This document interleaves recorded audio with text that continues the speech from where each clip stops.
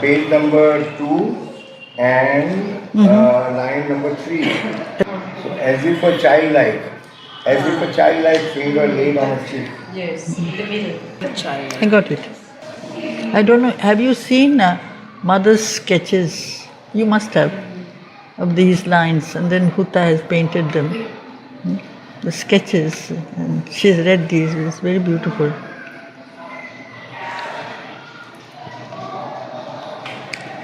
As if a childlike finger laid on a cheek, reminded of the endless need in things, the heedless mother of the universe, an infant longing clutched the somber vast. It is a continuation of an unshaped consciousness, desired light. Something is asking to break out of the darkness, a blank prescience, without knowing exactly what the earth wants or what man wants. He wants not to remain the way he is. He is ignorant, he is weak, he is completely plunged in the darkness. At some point, the need to no longer stay like that. But what is the way to come out of it? So it is because the mother of the universe, who is the whole force of manifestation, of evolution, she is moving towards and then again apparently moving away from the sun, which is the light, which is the truth. It is a movement that is not continuously taking man or the consciousness directly towards the truth. That is how it is for us. There are moments when we rise, we move. There are moments when we turn away from, we fall, we get hurt. And it is perhaps because we get hurt that we are reminded that we've done something wrong, we have to come out of it. It's a circular or spiral movement, as Sri Aurobindo says, a rise and a fall. And so for a while it is as if the power of evolution or change, which is the mother, she seems to have forgotten that her purpose is to bring out a new birth, a new age, a new day, a new light. She seems to have forgotten about it. She has to nurture this light. She has to help it to develop. And the light is waiting within us. The light is waiting. And yet there is the outer nature that is full of resistance.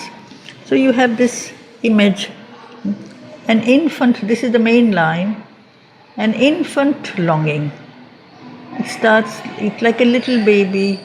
He wants, he can't speak, he can't express himself, but he wants something to make him grow, make him happy, make him open to a new life.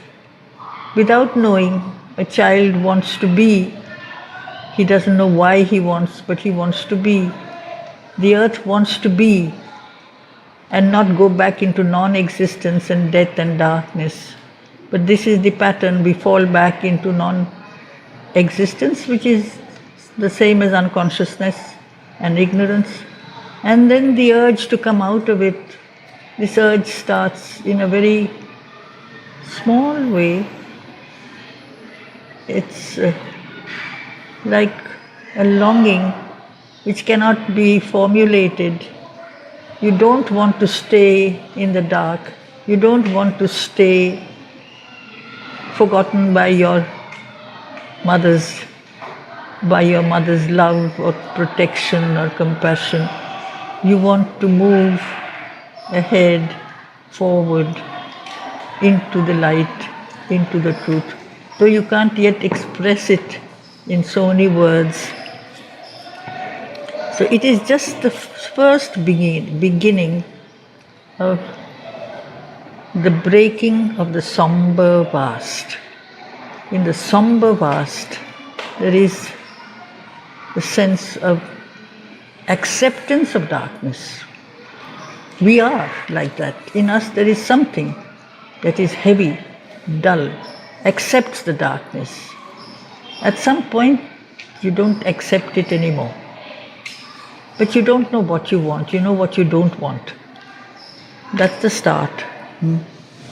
So insensibly, because it cannot be really pinpointed, it cannot be defined, but somewhere, insensibly, somewhere, a breach began.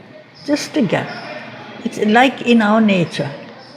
Somewhere, at some point, there is an opening.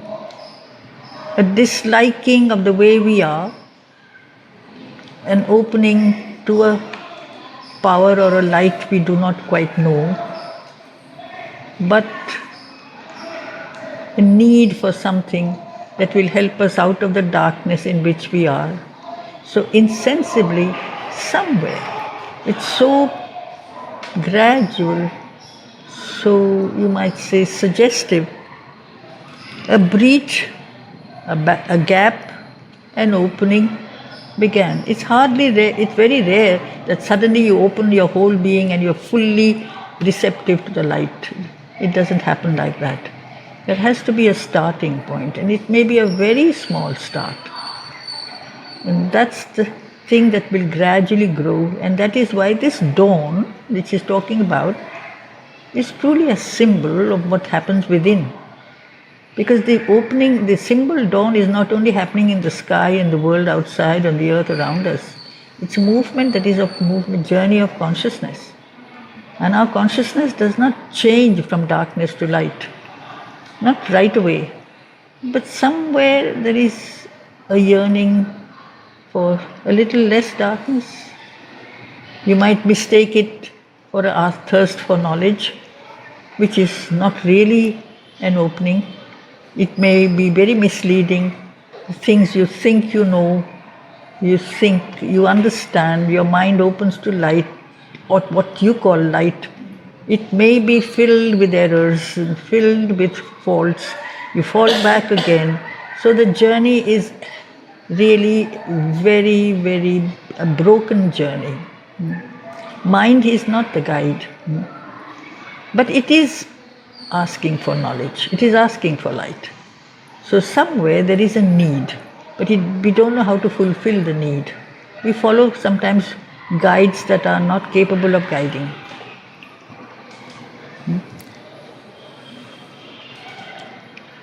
A long, lone line of hesitating hue.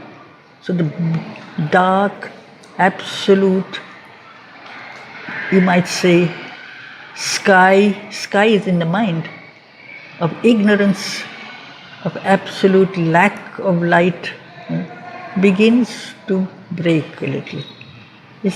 Are we opening to the light? Are we capable of really moving into some field of illumination? He puts it so beautifully, hesitating hue. Is it gold? Is it pink?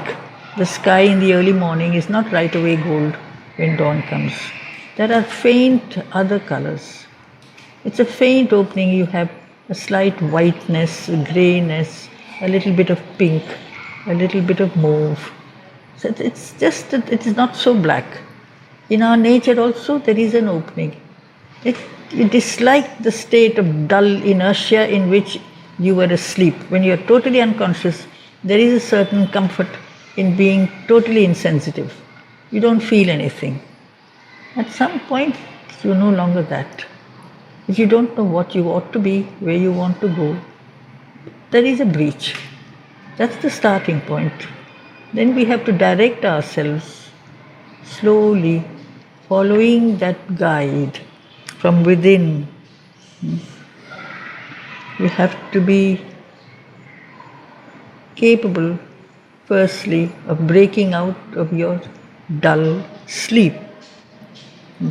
The longing clutches like a child clutches his mother's face or hand.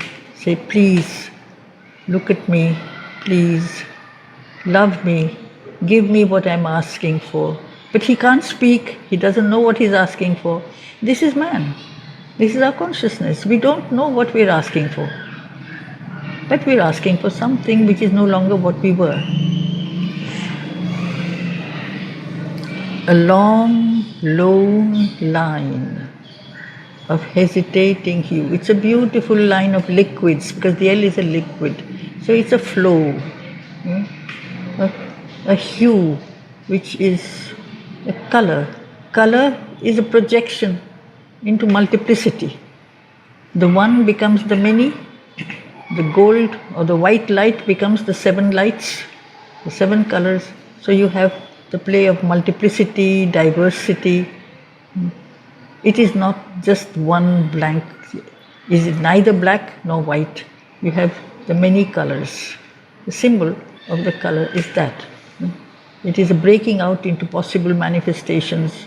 But which color? Is it gold? Is it pink? Is it yellow? Is it red? Is it green? We don't know.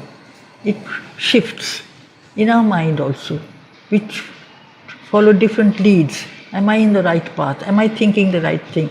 Am I opening to the truth? Or am I not opening to the truth? But something is happening inside. And that is the first sign that I am not satisfied with being the same dull person I was before.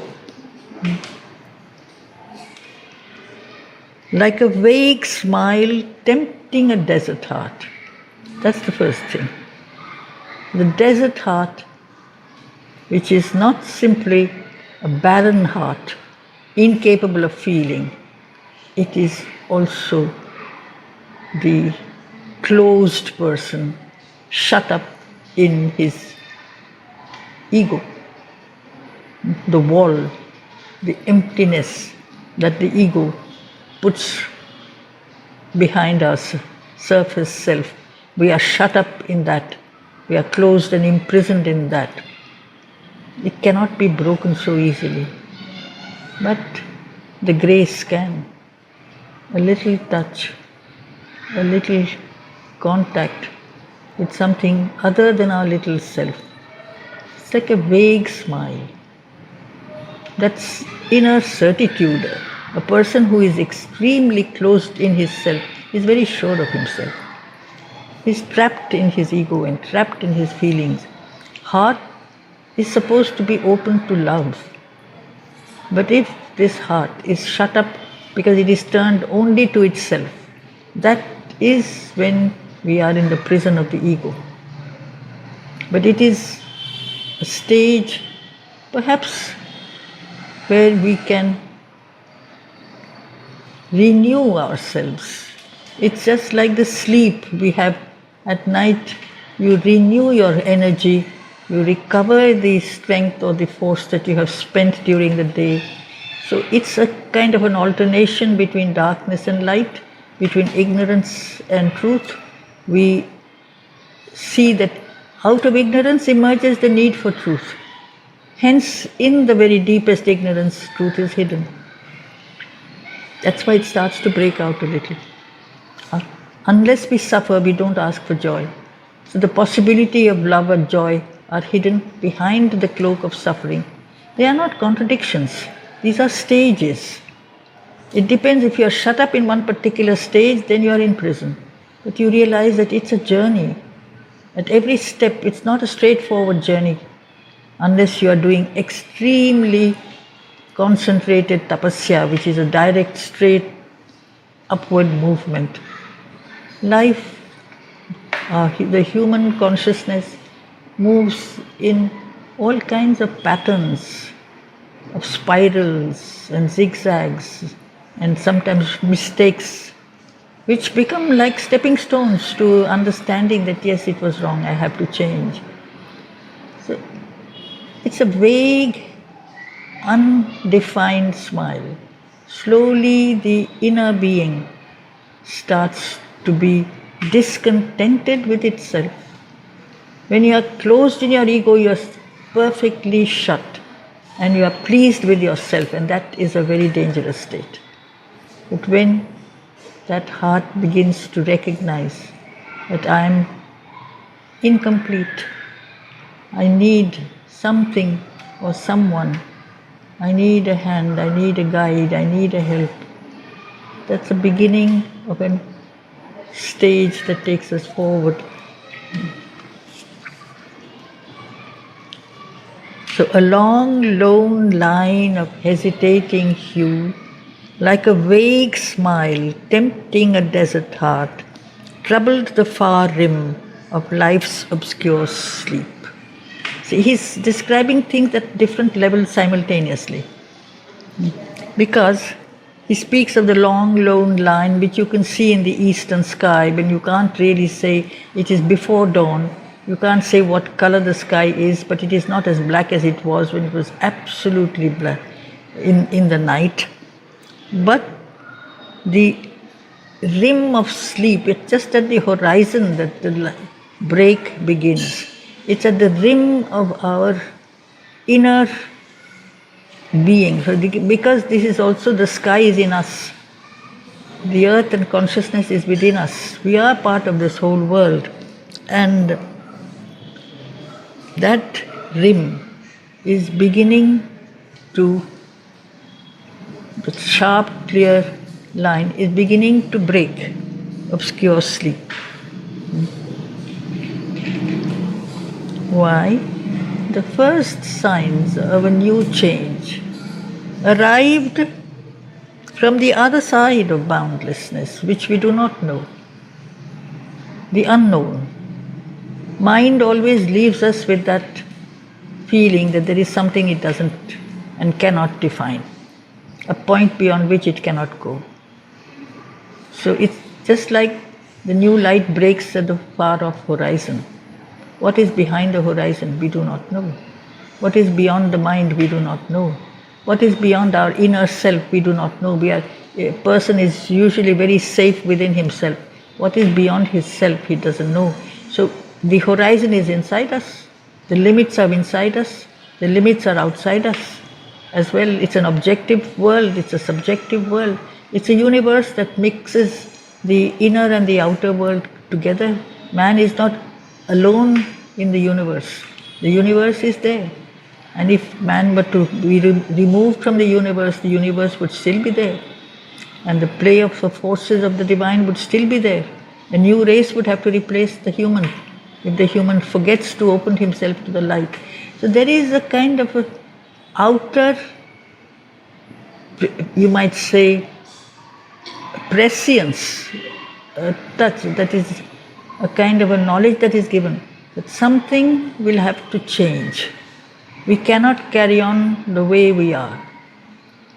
Some change has to take place. The change is outside, or the change is inside, because the inside is outside and the outside is inside. Actually, the division is not, it is man-made. We are part of the universe is part of us. And this was something the ancient mystics always knew, that the vast is in the small, just as the small is in the vast. The individual is in the universe, and the universe is in the individual. Everything is within us. And so this is a journey of moving from darkness to light. Therefore, it's a symbolic dawn. It's not only a description of dawn. A movement from inconscience to consciousness. And as I had earlier said, the inconscience can break towards consciousness because the forces of consciousness had been earlier involved, had projected themselves in the darkness. And it is from below, from within, that the churning starts. A need to come out of that darkness, to move towards something other, something greater. This is what is really required. If you don't have the need, then you don't change. But you have to first feel the need.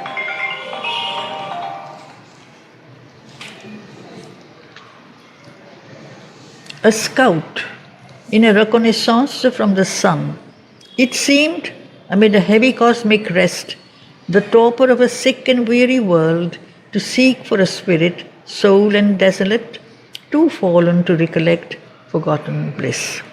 So the main sentence is,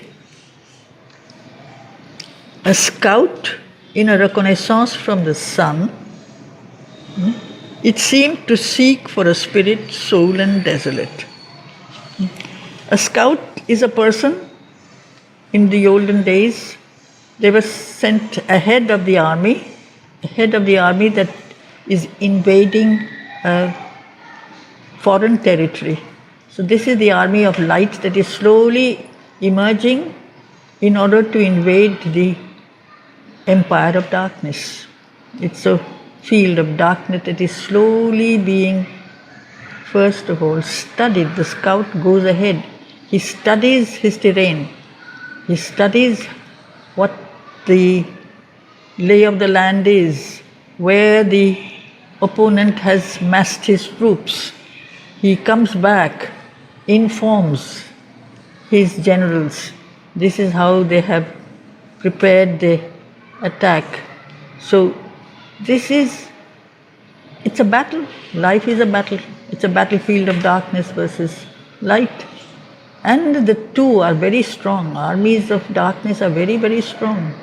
But therefore a very wise and subtle scout.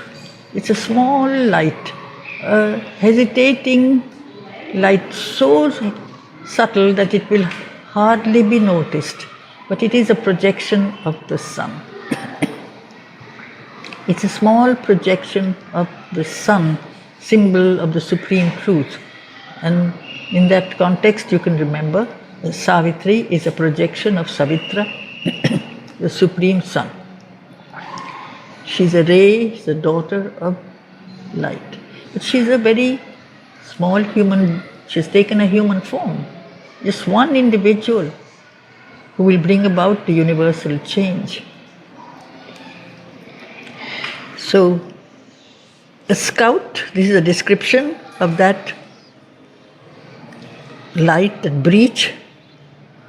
In a reconnaissance is to reconnoiter. You study the verb is to reconnoiter. You study the enemy territory. You see how they have planned their attack. Quietly you come back and inform your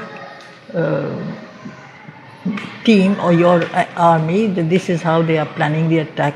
It is a continuous journey because the earth is always turning to the light. It is always turning away from the light. What exactly does she want? What does man really want? He wants to rise, he wants to fall. He loves the light, he loves the darkness. Somewhere something has to change. So there is a moment of heavy universal inertia. It's a very, you might say, comfortable state to lie in a state of absolute tamas. But the absolute tamas, darkness, sleep, is also where you gather your energies so that you can rise. So in the field of manifestation, in the state of different powers, we say the statuses of sattva, rajas, tamas. Tamas has its spiritual counterpart, which is repose, a complete quietness. If it is covered by unconsciousness, it becomes heavy. But if beneath that heaviness there is something that is preparing to emerge, it is out of that rest that you get renewed energy and renewed power. So there are moments when that cosmic rest, which is like a torpor, which is heavy, which is dull, which is incapable of response, heavy cosmic rest, the torpor of a sick and weary world, so that it really cannot carry on, which is what we fail to understand. Sometimes we say everything has to continue, but why continue with imperfection? Why should imperfection last forever and forever and forever? There is a moment when there has to be something that has to change, and before the change there has to be a breakdown, there has to be a refusal that things cannot be carried on like this, things cannot continue this way, it has to be replaced by something else. That in between period is a very important period when you realize that I cannot go on the way I am, but I have to draw from my inner strength, and that inner strength is not there. That I go plunge deep inside me in that sense where I am really sick and weary of the way things are. I'm tired, I don't want this world or this life anymore, or the earth itself doesn't want to remain the way it is. Then she realizes that deep inside her, the Earth Mother says, there is a power of a new birth or a new manifestation, that infant of a new consciousness. And I think I mentioned that last time, the mother drawing the sketch of a new child, of a newborn baby, when the supramental manifestation took place during the meditation in 1956 in the playground.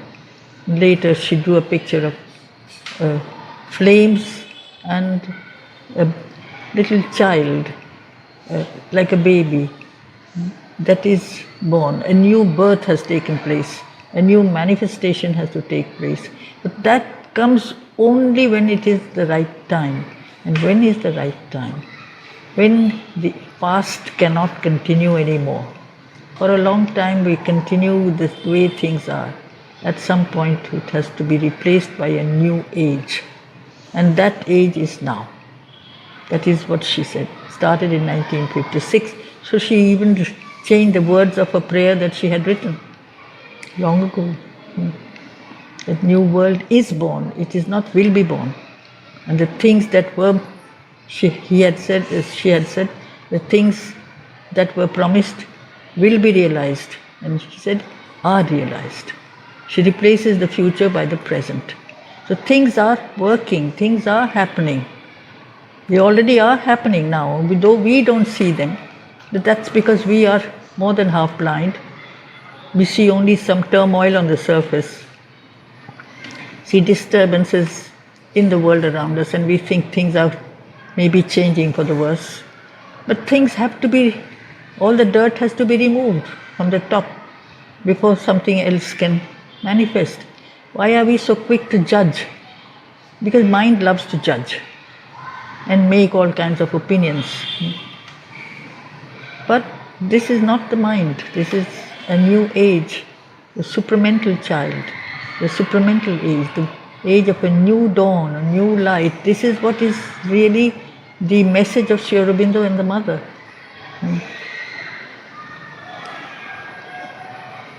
So this eye of deity that is peering slowly a new light of divinity, it seemed to seek for a spirit that would respond from the earth, to seek for a spirit that is too fallen to recollect forgotten bliss.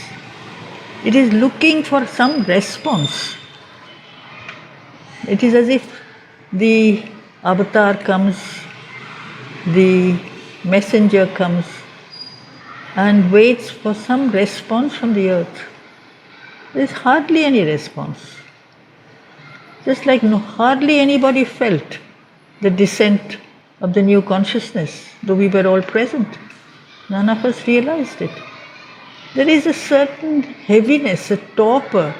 It is so difficult to break.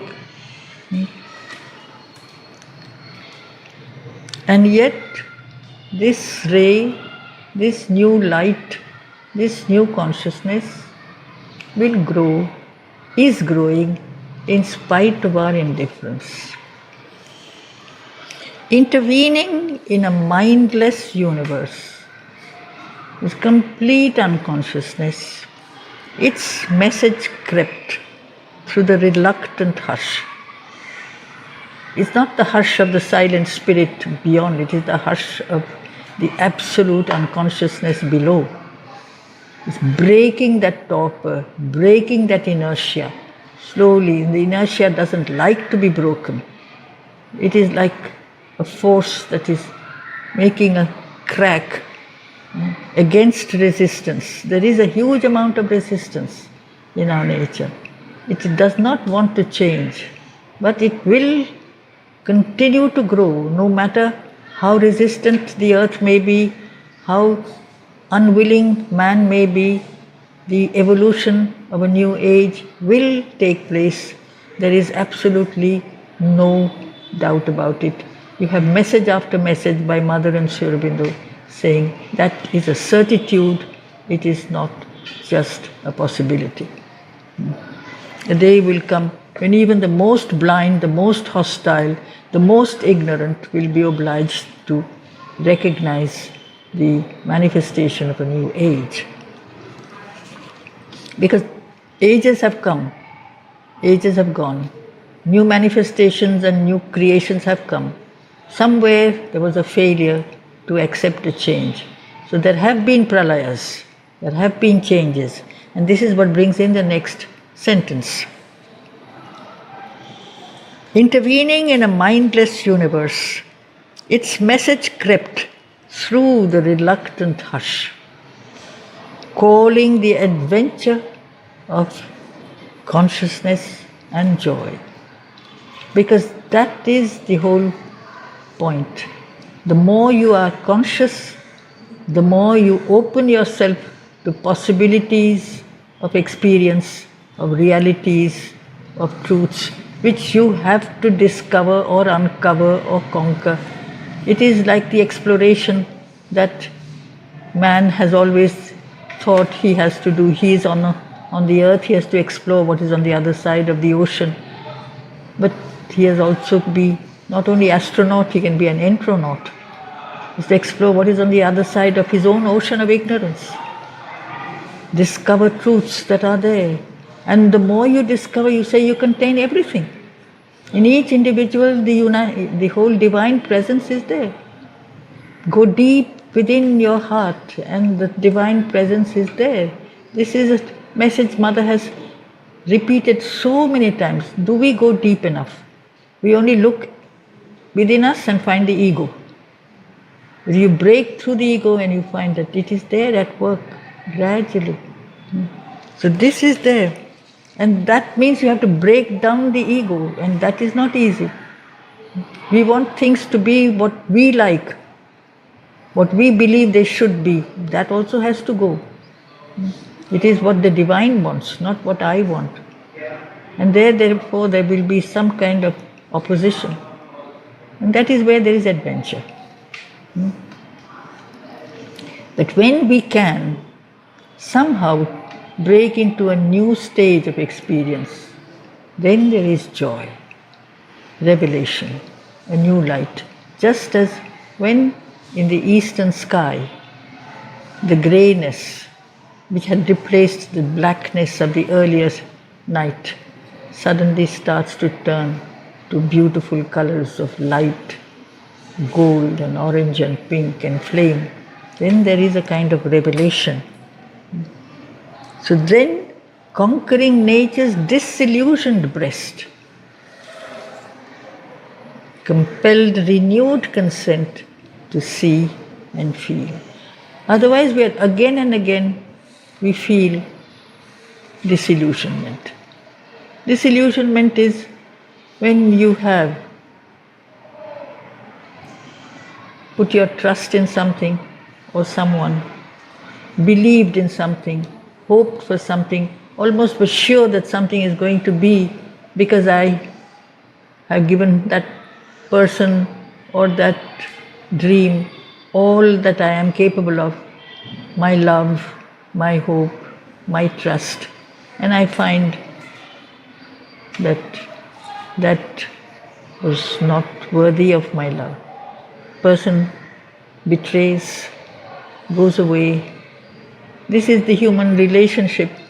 This is usually called disillusionment. I believed in something and that belief was misplaced. And so what I thought would be doesn't happen. We always have wanted a wonderful world, a wonderful future, a beautiful life, but we have followed perhaps false dreams. Very, very short-sighted, limited dreams. We think the world around us will be beautiful. How can we make the world beautiful unless we become beautiful from inside. Unless we remove from within us all that is dirty and ugly. We are always focusing on making the planet beautiful nowadays, making the earth livable. Do we plan on making ourselves beautiful and clean? Our minds, our hearts, our spirits. Because we are part of this earth. The earth is us. We are not on the earth. The whole earth is inside. And we don't realize it. We look for the solution from the outside. And when solutions are really seen from the outside, there will always be failure, always be disillusionment. And who will lead earth out of her darkness? Except her last born son, the eldest, the strongest, the mightiest, man. Not the worm, man. And man has failed. We have failed his mother. But if we realize that this is a change that we have to embody in our mind, in our lives, in our consciousness, in our existence, become what we say we want the earth to be. We want a beautiful world. We have to become free from ugliness, from dirt, from imperfection, from all that really is petty and drags us down. Only then can nature, because nature and spirit are one. We see nature around us. Nature is not the field of manifestation of the spirit. The spirit is already there in nature. Consciousness is present in the world. It is not matter and spirit as opposed to one as opposed to the other. Spirit is in the matter. And that is the central theme in Sri Aurobindo. One of the central themes of the supramental world, that matter is spiritual. The two are not opposite. Only it is very well hidden. It has to be brought out of hiding.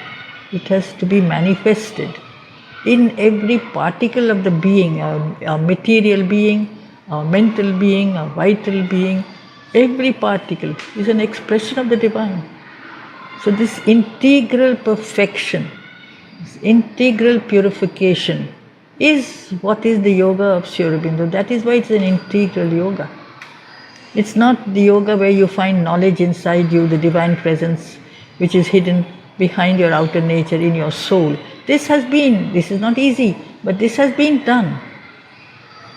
But to manifest the soul in every cell of your body, because the spirit is there everywhere, that has never been tried. And this is the contribution he has really come to make for mankind. Sri Aurobindo is coming.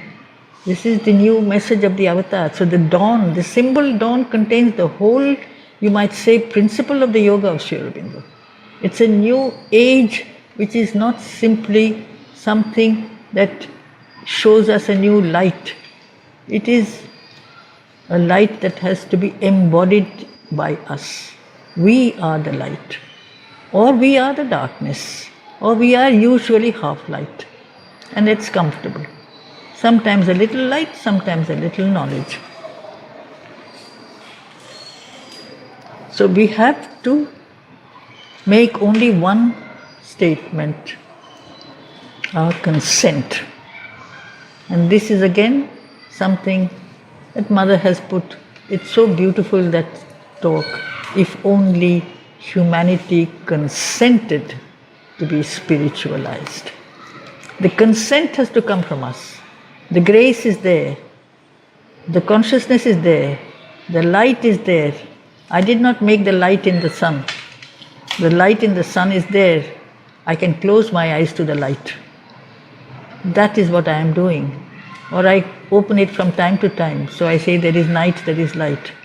There is truth, there is falsehood. Because I do not know how to stay open all the time to the light. I don't believe it is possible not to die.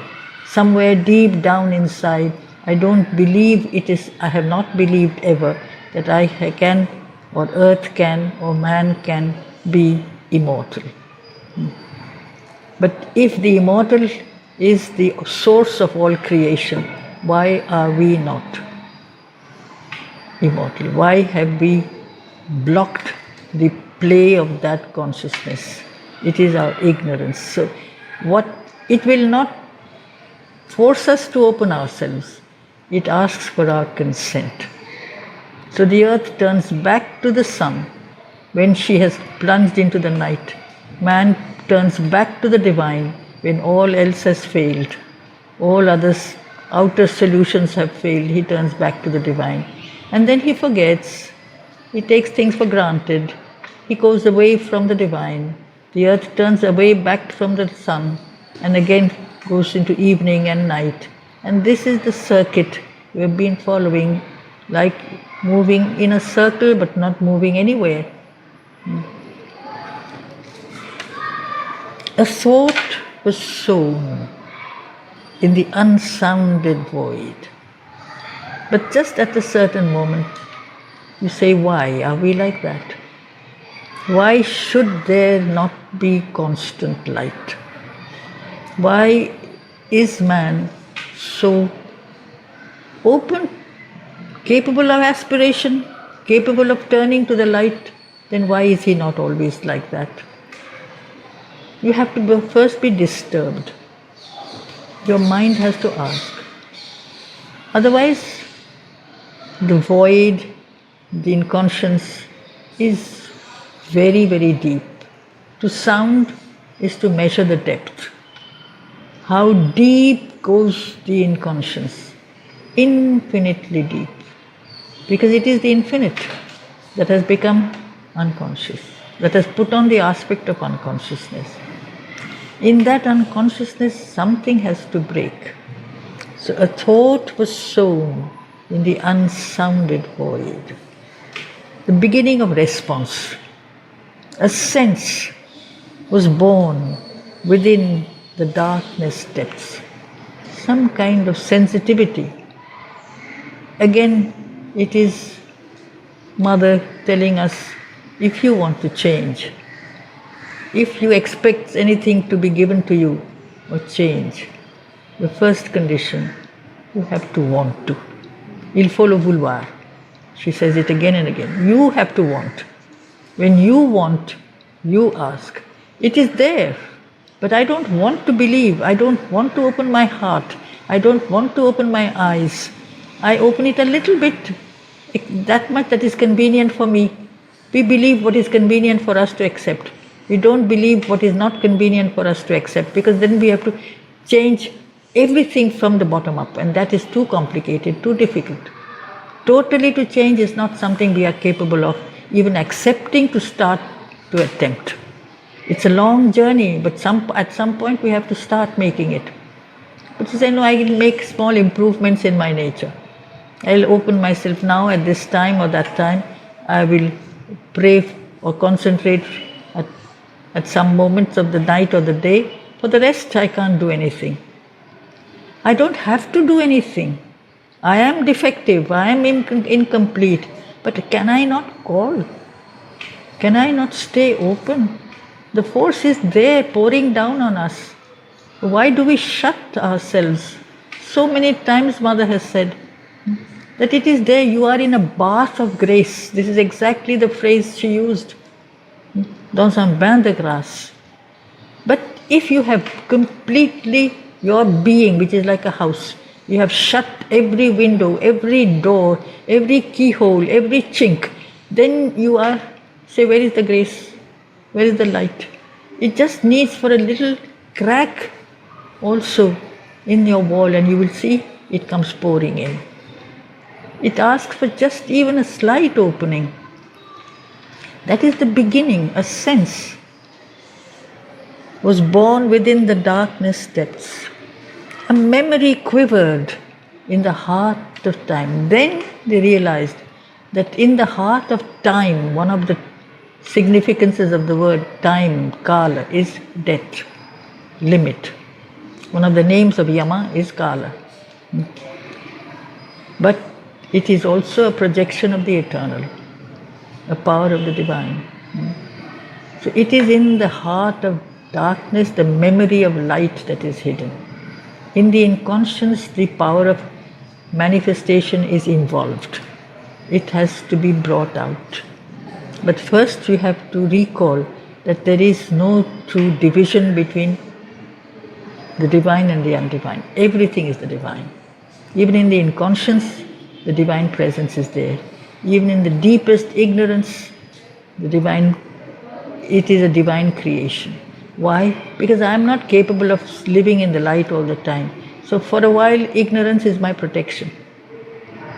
It's a small field, very small field. I can't make a journey into the light constantly. So I have a little movement towards light. For the rest, I cannot. As if a soul long dead. Here is not the soul that is dead, but the soul which was not brought out into the open. We have a soul, but the soul is not made active. It is not called up. We don't ask our soul to participate in our experience. We ask our mind and our vital and our physical to participate in our daily experience. The soul is put on one side. It is not brought out. It is not called up. We don't feel the need for it. And therefore it stays completely inactive. If we can go behind the mind and life and body and touch that inmost presence which is there in all of us, that soul, if we can call it up, it's waiting to be called. But the thing is that we are cut off. We have separated ourselves from the origin, or the origin has separated itself from us, either way. There is the one, and he created the many. This is the experiment he made. The Supreme created this multiple universe. The Supreme is light. The Supreme is truth. He projected all his powers out of himself. In that multiplicity, all possibilities were brought out. So the possibility of that which doesn't seem to be divine, that which doesn't seem to be light, that which doesn't seem to be truth or life, all these are there. So you have diversity, or what Sri Aurobindo elsewhere describes as the self and the otherness of self. And you have therefore duality, you have opposition, you have the sense of something that is undivine. This is also part of the divine game, the Leela.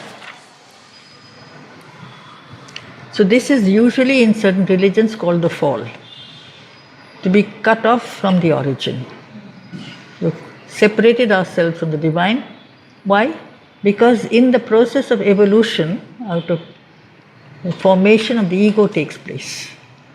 And when the ego has become well formed, it feels it is self-sufficient. It doesn't need anybody else. It lives by the ego, for the ego. Because of the ego, it doesn't need anybody. But the oblivion is forgetting. But the oblivion that succeeds the fall. Forgetting doesn't mean it has gone. It is there, but it is not in my active memory. So it is not that we are completely cut off from the divine, but I have forgotten that I am the child of the divine. This is the problem. Constantly, one of the reasons why perhaps in the ancient world the emphasis was so much on memory. Don't forget. Everything was taught through memory. Today we have the text outside us. There is a book, or there is a tablet, or there is a computer. It's not inside. In the ancient days, all knowledge was within. So that knowledge which was imbibed by the disciple or the student, you might say, shaped that being's consciousness from within, made him into a sage because it was living inside him. Today it is outside. And so we have, say, I will find the text somewhere, I will open this volume of the Mother or of Sri Aurobindo. It is there somewhere, I don't know, I have forgotten. We are cut off. It is part perhaps of the recognition that I have to go back to that oneness. I have to be separated in order to want to become close again. Had blotted the crowded tablets of the past. Tablets here are the fundamental laws, the fundamental principles beyond creation in manifestation. The divine force created the power of life, the power of joy and beauty, the power of consciousness, the power of truth. And with the four of these, the play of multiplicity began. But because of the supreme expansion, it is like a long, long cord which is pulled very far. They all got twisted, and life became death, and joy became pain, truth became falsehood, and consciousness became unconsciousness. But the origin is the one, the divine. And therefore, again and again, the same journey has to be repeated. Again and again we fall back into the night, into death, into failure. Again and again we have to want life, want truth, so the day or the earth is again open to the light. The earth turns back to the sun, a new dawn begins. Can it be, as the last but one canto of the book tells us, the everlasting day? For us, it is an alternation of night and day. It should lead to the eternal day. There should be no night. This has not happened yet, but the next line says, all can be done if the God touch is there. If the contact is maintained, the connection is maintained, then all can be done. Because this means fundamentally we have to never lose contact. That's what we have all supposed, we can all try. Not lose our contact with the divine. For us it is very simple. We have the embodiments of the divine. We have him, we have her. Just hold on to that. And they will do the work for you if you remain open. Okay.